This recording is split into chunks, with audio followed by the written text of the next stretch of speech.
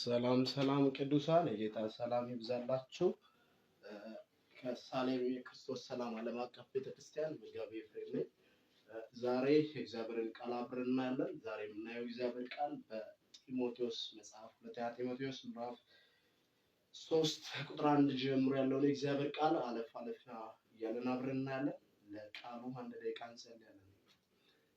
አምላካችን እግዚአብሔር ሆይ በቃል አልፈ ስለምትናገር በቃል አልፈ ስለምትሰራ ቃልህ ወደ ህይወት ሁሉ ይመራል። ቃልህ ህይወትን ያሳያል። ቃል አቅጣጫን ይቀይራል። ቃልህ ወደ እውነት ሁሉ ይመራል። የእውነት መንፈስ በመጣ ጊዜ እሱ ወደ እውነት ሁሉ ይመራቸዋል። እውነትም አርነት ታወጣቸዋለች ተብሎ እንደተጻፈ ዛሬ ህይወት የሚሰጠው ቃልህ፣ የሚለውጠው ቃልህ፣ የሚሰራው ቃልህ እንዲያገኘን በጌታ በኢየሱስ ስም ጸለይኩ። ቃልን ደግሞ እንዳንሰማ ለቃሚ መንፈስ ከአእምሯችን ሊለቅም በተለያየ ጎዳና በተለያየ መንገድ የሚመጣ የክፉ ኃይል የጨለማ ጉልበት በጌታ በኢየሱስ ስም ይመታ። የቃል ብርሃን ይብራልን በኢየሱስ ስም አሜን። ስለ ቃሉ የእግዚአብሔር ቃል አነባለሁ በጌታ በኢየሱስ ስም። ሁለተኛ ጢሞቴዎስ ምዕራፍ 3 ቁጥር 1 ጀምሮ አነባለሁ። ነገር ግን በመጨረሻ ቀን የሚያስጨንቅ ዘመን እንደሚመጣ ይህንን እወቅ። ሰዎች ራሳቸውን የሚወዱ ይሆናሉ፣ ገንዘብን የሚወዱ፣ ትምክህተኞች፣ ትዕቢተኞች፣ ተሳዳቢዎች፣ ለወላጅ የማይታዘዙ፣ የማያመሰግኑ፣ ቅድስና የሌላቸው፣ ፍቅር የሌላቸው፣ እርቅን የማይሰሙ፣ ሐሜተኞች፣ ራሳቸውን የማይገዙ፣ ጨካኞች፣ መልካም የሆነውን የማይወዱ፣ ከዳተኞች፣ ችኩሎች፣ በትዕቢት የተነፉ፣ ከእግዚአብሔር ይልቅ ተድላን የሚወዱ ይሆናሉ። የአምልኮ መልክ አላቸው፣ ኃይሉን ግን ክደዋል። ከእነዚህ ደግሞ ራቅ። ከእህቶቹ ከነዚህ ደግሞ ራቅ። ኢየሱስ የተባረከ ጌታ። ዛሬ እግዚአብሔር እንድንርቅ ይፈልጋል። ከምን እንራቅ ስንል ሐዋርያ ጳውሎስ ይህንን መጽሐፍ ለኤፌሶን መጋቢ ለሆነው ለጢሞቴዎስ እንደ ምክር ቢጤ ነገር ለህይወቱ የሚጠቅመውን ነገር አቅጣጫ ያለውን የእግዚአብሔር ቃል እውነተኛውን መንፈስ እንዲያውቅና በዛ ቃል ኖሮ ህይወቱን እንዲያቀና ስለሚፈልግ ጳውሎስ በእስር ቤት በመጨረሻው ሰዓት በሮም እስር ቤት ባለበት ወቅት ይህንን መልእክት ለጢሞቴዎስ ልኮለታልና ይህ ጳውሎስ የላከለት መልእክት የእግዚአብሔር ሐሳብ ያለበት የእግዚአብሔር ፍቃድ ያለበት የሚሰራ እውነተኛ የሆነውን ድምፅ እንደ ምክር ቢጤ ጨምሮ ጣል አድርጎለታል። የህይወት መርህ የሆነው ይህንን ነው ዛሬ አብረን የምናየው። ጳውሎስ ምንድን ነው የሚለው ለጢሞቴዎስ? ኤፌሶን መጋቢ የሆነውን ጢሞቴዎስን ከልጅነቱ ጀምሮ ያሳደገውን ጢሞቴዎስን ስለ ህይወቱ አቅጣጫ ያሳየውን ጢሞቴዎስን እውነተኛውን እግዚአብሔር እንዲከተልና እውነተኛውን መንፈስ አውቆ እንዲኖር ያደረገውን ጢሞቴዎስን እውነተኛ ህይወት ያለበትን የእግዚአብሔርን ቃል ያስተማረውን ጢሞቴዎስን በዚህ በእውነተኛ አቅጣጫና በእውነተኛ መንገድ እንዲሄድ ስለሚፈልግ ያስተማረበትና አቅጣጫ እንዲይዝ የመከረበት የእግዚአብሔር ቃል እንደሆነ ማየት እንችላለን። ሐዋርያ ጳውሎስ ለጢሞቴዎስ ይህንን መልእክት ሲጽፍለት ከማንና ማንን እንደተማርክ ታውቃለህም ጭምር የሚል ሐሳብ ይነግረዋል። ለምንድን ነው ይህንን ነገር የሚናገረው ብላችሁ ስታዩ እዚህ ቁጥር 13 ጀምሮ ያለውን ማየት እንችላለን። ክፉ ሰዎችና አታላዮች እየሳቱና እያሳቱ በክፋት እየባሱ ይሄዳሉ። አንተ ግን በተማርክበትና በተረዳህበት ነገር ጸንተህ ኑር። ከማን እንደተማርክ ታውቃለህና ከሕፃንነት ጀምሮ ክርስቶስ ኢየሱስን በማመን መዳን የሚገኝበትን ጥበብ ሊሰጥ የሚችለውን ቅዱሱን መጽሐፍ ታውቃለህና የትኛውን መጽሐፍ? ቅዱሱን መጽሐፍ አውቃለህና ምን የሚገኝበት ጥበብ የሚገኝበትን ህይወት የሚሰጠው እውነተኛውን የእግዚአብሔር ቃል አውቃለህና ማንን እንደተማርክ ታውቃለህና በተማርክበት አቅጣጫ እንድትሄድ ጭምር በዚህ አጋጣሚ ጳውሎስ አቅጣጫ እንዲይዝ እውነተኛውን መንገድ እንዲይዝ በመጨረሻው ዘመን የሚመጣውን ነገር አውቆና ነቅቶ እንዲቀጥል ስለሚፈልግ በዚህ ቃል ላይ እንደተናገረው ማየት እንችላለን። ቁጥር 1 ላይ ነገር ግን በመጨረሻ ቀን የሚያስጨንቅ ዘመን እንደሚመጣ ይህን እወቅ። ሰዎች ራሳቸውን የሚወዱ፣ ገንዘብ የሚወዱ፣ ትምክህተኞች፣ ተሳዳቢዎች ነው። አንደኛ የምናየው ዛሬ እግዚአብሔር ቃል ከምን ራቅ የሚል ነው የስብከቴ ርዕስ። አንደኛ ገንዘብን የሚወዱ ተንኮለኞች፣ ከዳተኞችና ከእንደነዚህ አይነቶቹ ራቅ ይሏል ጳውሎስ። በዚህ ዘመን ሰዎች ከእግዚአብሔር ቃል ይልቅ እውነተኛውን መንፈስ ከመፈለግ ይልቅ በራሳችን ጎዳና የተጠመርንበት ከእግዚአብሔር ቃልና ከእግዚአብሔር ሐሳብ ይልቅ ገንዘብ ላይ ዲፔንድ የሆንበትና ወደ ገንዘብ ያተኮሩበት ሰው ለገንዘብ ሲል ወንድሙን ለተለያየ ነገር ሲል ወንድሙን የሚያጠምድበት ዘመን ዛሬ ላይ ስታዩ አንዳንድ እግዚአብሔር ሰዎችን እንባዮች ለራሳቸው ፍላጎት ለራሳቸው ጎዳናን ማቅኛ መንገድ በገንዘብ ተጠምዶ ታያላችሁ። ስለዚህ ጳውሎስ ራቅ ይለዋል። እግዚአብሔር ዛሬ ምን ይፈልጋል ከኛ ስንል ገንዘብ ከሚወዱ ሰዎች ራቅ። ቁጥር 1 ላይ ማየት እንችላለን።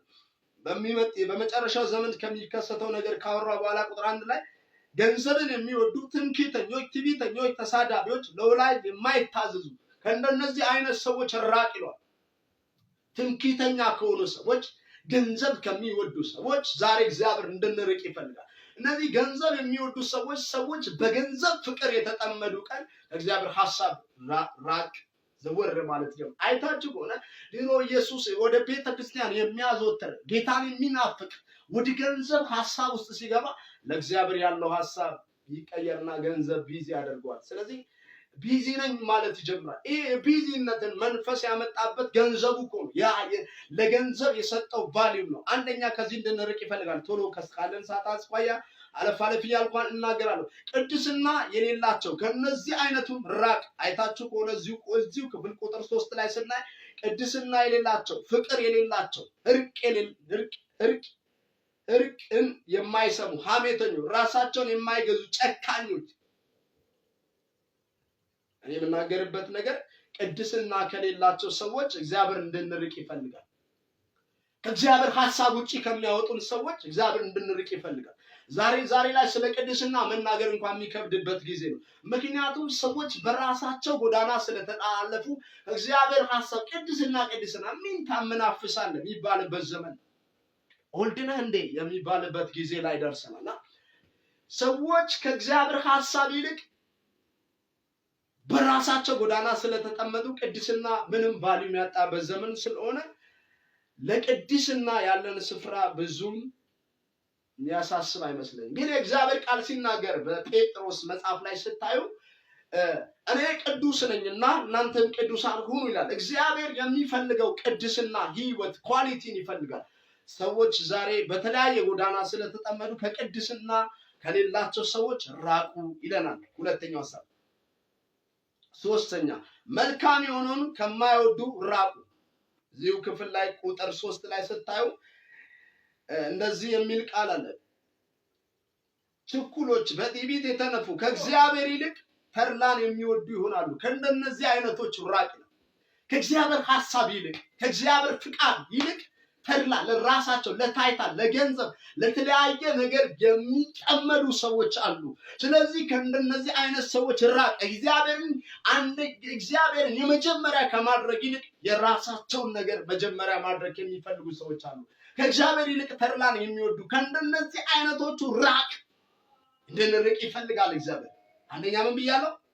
ገንዘብን ከሚወዱ ችኩሎች፣ ከዳተኞች፣ ትዕቢተኞች ከሆኑ ሰዎች እግዚአብሔር እንድንርቅ ይፈልጋል። ሁለተኛ ቅድስና ከሌላቸው ሰዎች እንድንርቅ እግዚአብሔር ይፈልጋል። ሶስተኛ መልካም የሆነውን የማይወዱ ምን የሆነውን የማይወዱ ከእግዚአብሔር ይልቅ ተድላን ለታይታ የሚቸኩሉ መልካም የሆነውን የማይወዱ እዛው ቁጥር 3 ላይ ምን አይነት ነገር የማይወዱ መልካም የሆነውን የማይወዱ ቁጥር 4 ላይ ቁጥር 4 ላይ ደግሞ ስትመጡ ከእግዚአብሔር ይልቅ ተድላን የሚወዱ ይሆናሉ ይላል። አራተኛው ሐሳብ። አምስተኛውን ሐሳብ እናገራለሁ። የአምልኮ መልክ አላቸው። የስብከቴ ርዕስ ራቅ የሚለውን ሐሳብ ስለሚጠቀልል እዛው ቁጥር 5 ላይ ስታዩ እግዚአብሔር ቃል እንደዚህ ይላል። የአምልኮ መልክ አላቸው፣ ኃይሉን ግን ክደዋል። ከነዚህ አይነቶቹም ደግሞ ራቅ። ዛሬ ላይ ቸርች ይዘለላል፣ ይሰበካል፣ ይተነበያል። ከዛ በኋላ ግን ህይወት የለም ማለት ነው። የአምልኮ መልክ አላቸው፣ ኃይሉን ግን ክደዋል። ከነዚህ አይነቶቹ ደግሞ ራቅ።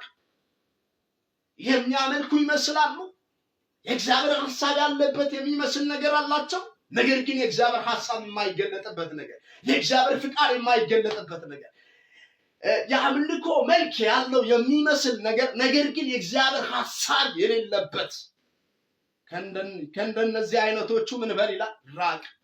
የመጨረሻው ሐሳብ ተናግሬ አንድ ደቂቃ አብረን እንጸልያለን። ኢየሱስ የተባረከ ጌታ።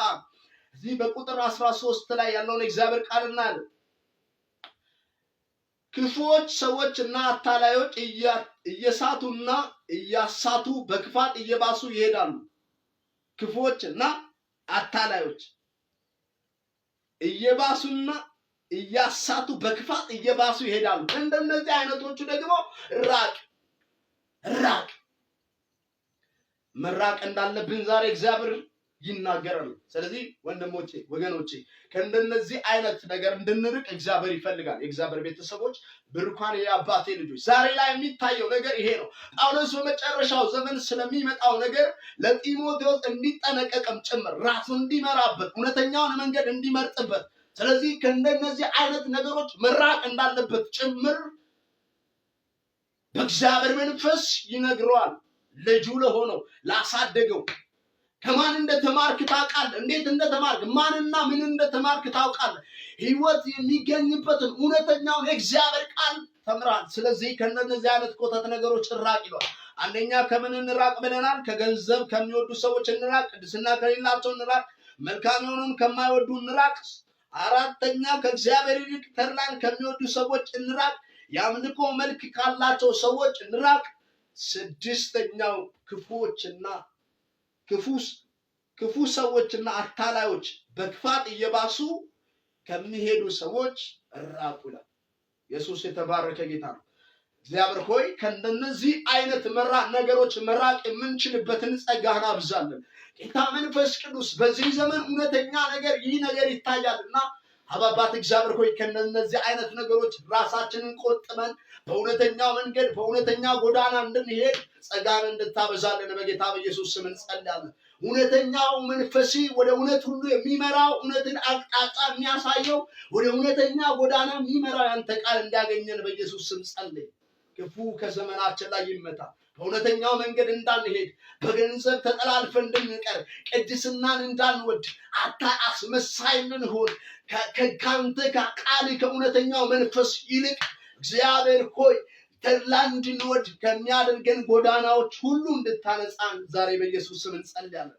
የአምልኮ መልክ አላቸው፣ ኃይሉን ግን ክደዋል። ከነዚህ አይነቶቹ ደግሞ ራቅ ይላል ቃል። ከነዚህ አይነቶች ነገሮች መራቅ እንድንችል ጸጋን አብዛለን በጌታ በኢየሱስ ስም። ተባረኩ። እግዚአብሔር አምላክ ይባርካችሁ። ሻሎም ሻባት። የእግዚአብሔር ሰላም የእግዚአብሔር ጸጋ ከእናንተ ጋር ይሁን። አሜን።